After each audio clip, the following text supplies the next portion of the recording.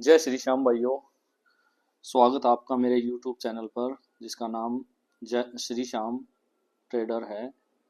Shri Shyam trader इसलिए है क्योंकि इस पे मैं ट्रेडिंग की वीडियो डालने वाला था, लेकिन ट्रेडिंग में काफ़ी ज़्यादा प्रॉब्लम आ रही है, तो उसका सॉल्यूशन ढूंढने के लिए मैंने भगवत गीता पढ़ना स्टार्ट किया है, जिसमें कि अब तक हमने अपने 5 अध्याय हम पढ़ चुके हैं। आज हम पढ़ेंगे अपना अध्याय 6, जिसमें श्री कृष्ण जी अर्जुन को आत्म संयम योग के बारे में बताएंगे। तो चलिए दोस्तों पढ़ते हैं, और लाइक और शेयर जरूर कर देना। तो स्टार्ट करते हैं। अध्याय 6, आत्म संयम योग। श्री कृष्ण जी ने कहा, हे अर्जुन, अपने किए हुए कर्म के फल की इच्छा को छोड़ जो अपना नित्य नैतिक कर्म करते रहते हैं वे ही सन्यासी और वे ही योगी हैं। श्री कृष्ण जी कहते हैं अर्जुन को कि हे अर्जुन, अपने किए हुए कर्म के फल की चिंता न करते हुए अगर तू अपने काम को निरंतर करता रहेगा तो ही तू सन्यासी और योगी कहलाएगा। और जो अग्निहोत्र आदि कर्म को त्याग देते हैं और कुआ बावली आदि का बनवाना, इन सब कर्म को छोड़कर निष्क्रिय हो जाते हैं, वे न तो सन्यासी हैं और न योगी हैं। अभिप्राय यह है कि केवल क्रियाओं को त्यागने वाला इंसान ही सन्यासी नहीं है, परंतु कर्म करते हुए फल की इच्छा न करना सन्यास है। उसी का नाम योग है। बिना फल की कामना को त्यागे कोई भी योगी नहीं हो सकता, क्योंकि कर्म फल का त्याग सन्यास और योग दोनों ही में है। जो ज्ञान योग की प्राप्ति करना चाहते हैं उनकी ज्ञान प्राप्ति का कारण कर्म कहाँ है, क्योंकि निष्काम कर्म करने से चित्त शुद्ध होता है। चित्त यानी मन। चित्त शुद्धि से ज्ञान की प्राप्ति होती है और उस ज्ञान प्राप्ति से मनुष्य को शांति मिलती है। हे अर्जुन, जब मनुष्य की इंद्रियां किसी विषय को न उठाएं और मन में समरण बिना कोई चिंता भी न हो, और जब ऐसा हो तो तब वह योगारूढ़ कहलाता है। इसमें कहते हैं अर्जुन जी कि जो मनुष्य अपनी इंद्रियों जिस मनुष्य की इंद्रियां किसी विषय को ना उठाएं और मन में ही स्मरण करें और बिना किसी चिंता के, तो ऐसे मनुष्य को ही योगारूढ़ कहा जाता है। इसीलिए विवेकी पुरुष अपनी आत्मा का संसार में आप ही उद्धार कर उसकी उद्योगति न करे, क्योंकि कामना से रहित जो आत्मा है वह मित्र के समान उपकारी है। जिसने मुकाम जिसने मुझको विसार कर अपनी आत्मा को विषयों में लगाया है वह अपना शत्रु है। जिसने भगवान को छोड़कर अलग अलग गलत तरीके अपनाए हैं उनका जीवन व्यर्थ है और वो खुद ही अपने दुश्मन हैं। हे अर्जुन, जिसने अपनी आत्मा से आत्मा को जीत लिया है वो तो वही आत्मा उसका बंधु है, और जो आत्मा को नहीं जीतता उसकी आत्मा ही उसका शत्रु है। जिसने अपना मन अपने वशीभूत कर लिया है और शीत उष्ण सुख दुख और मान अपमान से सदा सदा शांत रहता है। इसमें श्री कृष्ण जी कह रहे हैं कि जिसने अपने मन को अपने वश में कर लिया है और सुख दुख और गर्मी सर्दी मान अपमान का जिसे कोई भय नहीं है, उसके हृदय में ही परमात्मा स्थिर होते हैं।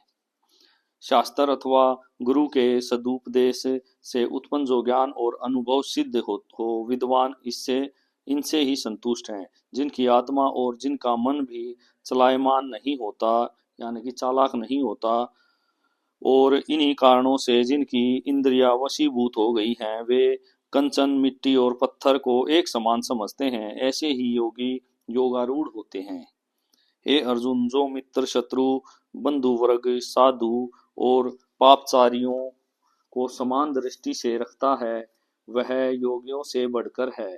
हे अर्जुन,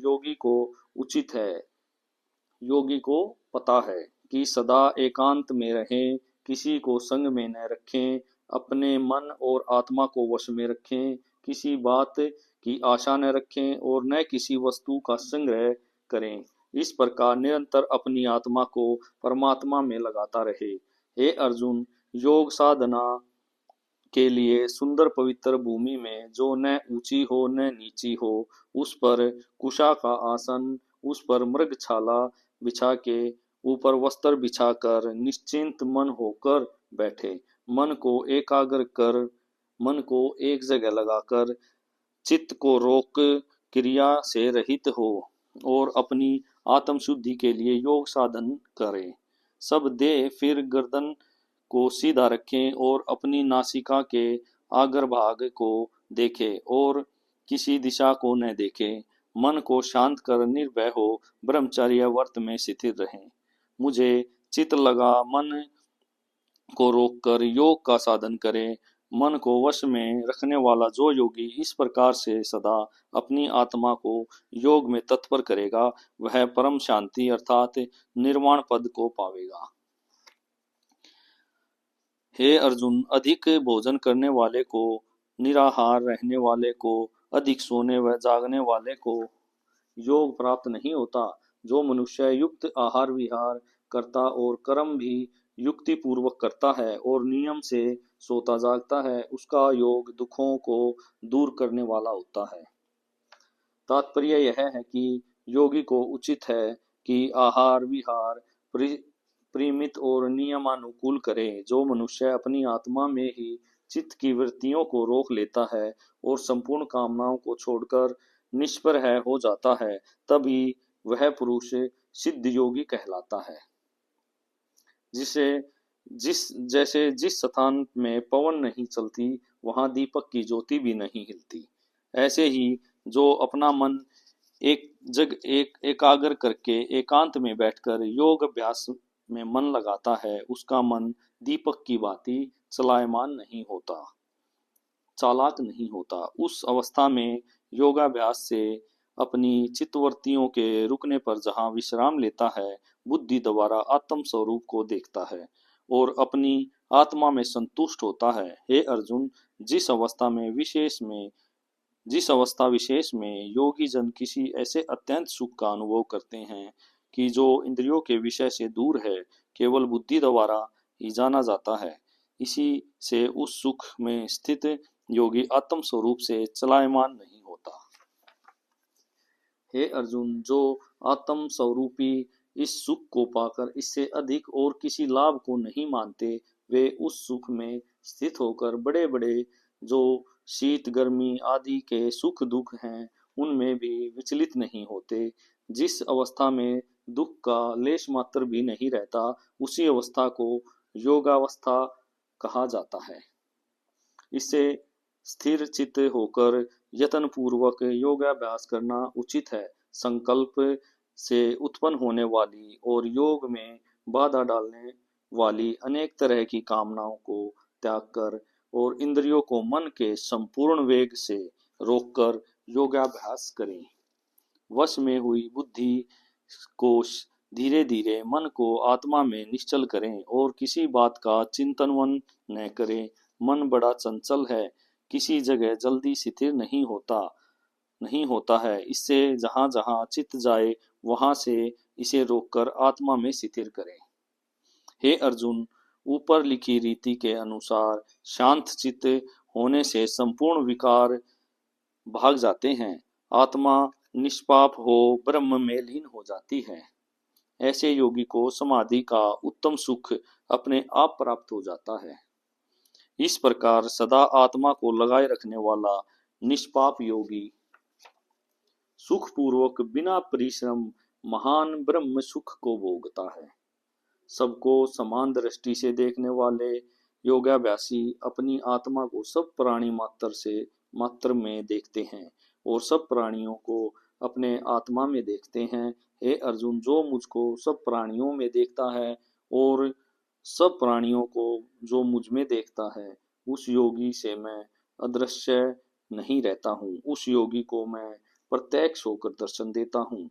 तभी भूत प्राणियों में मुझको व्यापक जानकर जो मेरा भजन करते हैं, तिनका फिर जन्म नहीं और सब जानों में मैं व्याप्त हूँ।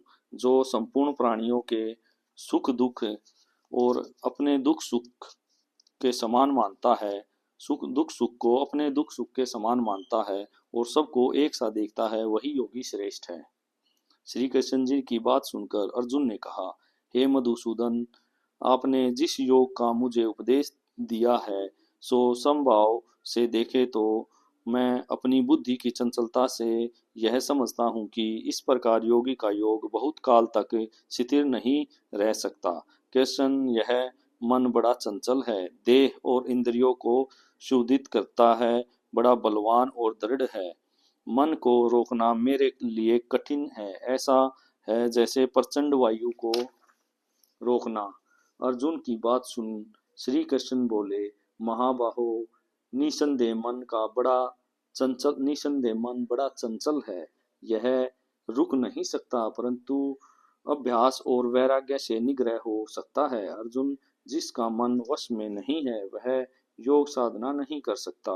जो जितेंद्रिय है वे ही यत्न पूर्वक योग साधन कर सकते हैं। यह सुन अर्जुन ने कहा, हे कृष्ण जी, प्रथम ही श्रद्धापूर्वक योग साधन में प्रवृत्त हुआ, परंतु पीछे ठीक उपाय न कर सका, अर्थात अभ्यास में शिथिल हो गया और इस कारण से उसका मन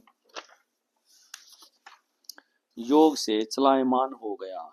तो ऐसे मनुष्य योग के सिद्ध रूप फल को न पाकर किसी गति को प्राप्त होते हैं। जिस प्राणी ने निष्काम कर्म करके ईश्वर को समर्पण न किया और काम कर्म करके स्वर्ग आदि की प्राप्ति से भी वंचित रहा तथा योग सिद्ध न होने से मोक्ष न मिला, वह मनुष्य दोनों ओर से नष्ट हो जाता है और अप्रतिष्ठित होकर क्या उस मेघ के समान नष्ट नहीं होता है, जो एक मेघ से निकलकर दूसरे मेघ में न मिलने से बीच में ही नष्ट हो जाता है। हे कृष्ण, मेरे इस संशय को दूर करने योग्य आप ही हैं। अर्जुन की बात सुन श्री कृष्ण बोले, हे अर्जुन, उस मनुष्य का एक लोक व परलोक में कहीं भी नाश नहीं होता, क्योंकि कोई भी शुभ कर्म करने वाला दुर्गति नहीं पाता। जो मनुष्य योग भ्रष्ट होकर उसी दशा में मर जाते हैं, वे पुण्यात्मा लोगों के लोकों में जाकर बहुत दिन तक वास करते हैं, फिर पवित्र श्रीमान पुरुषों के घर जन्म लेकर अनेक सुख भोगते हैं। अथवा वे योग भ्रष्ट फिर बुद्धिमान योगियों के घर जन्म लेते हैं। जो ऐसा जन्म है वह इस लोक में दुर्लभ है। हे अर्जुन, इस संसार में जन्म लेकर फिर वह पूर्व जन्म के बुद्धि संयोग को प्राप्त होता है। उस बुद्धि संयोग से योग सिद्धि के लिए फिर प्रयत्न करता है और सांसारिक विषय वासना में लिप्त होने पर भी वह उस पूर्व जन्म के कारण योग संसिद्धि में अनुरुक्त हो जाता है। योग स्वरूप को जानने की इच्छा करने वाला भी केवल योग को ही नहीं पाता, अपितु वेदोक्त कर्म फल से अधिक फल पाकर मुक्त हो जाता है। जो योगी इस प्रकार यत्न करता है उसके पाप दूर हो जाते हैं और वह योग की सिद्धि पाकर परम गति को पाता है। हे अर्जुन, तपस्वियों से, कर्मनिष्ठों से और ज्ञानियों से योगी श्रेष्ठ होता है। इससे हे अर्जुन, तुम योगी हो, जो श्रद्धापूर्वक मुझे चित्त लगा मेरा ही भजन स्मरण करता है, वह संपूर्ण योगियों में श्रेष्ठ है। उससे अधिक मुझे और कोई प्यारा नहीं है। तो भाई यहाँ पर हमारा अध्याय 6 समाप्त होता है। अभी हम इस छठे अध्याय का महात्म्य भी पढ़ेंगे, जो कि एक कहानी के द्वारा है, जो कि नारायण जी लक्ष्मी जी को कहानी सुनाते हैं इस प्रकार, जो मैं आपको अभी सुनाता हूँ। श्री भगवान जी ने कहा, हे लक्ष्मी, गीता के छठे अध्याय का महात्म्य सुनो। गोदावरी नदी के तट पर स्वर्ग के समान विष्णुपुर नाम एक नगर है। वहाँ राजा ज्ञानश्रुति नाम का था। वहाँ का राजा ज्ञानश्रुति नाम का था। उसकी प्रजा भी धर्मज्ञ थी। लोग राजा की स्तुति करते थे। एक दिन राजा ज्ञानश्रुति अपने महल के ऊपर बैठा था। उसी समय आकाश मार्ग से उड़ता हुआ हंसों का झुंड आ गया और महल के ऊपर बैठकर विश्राम करने लगा।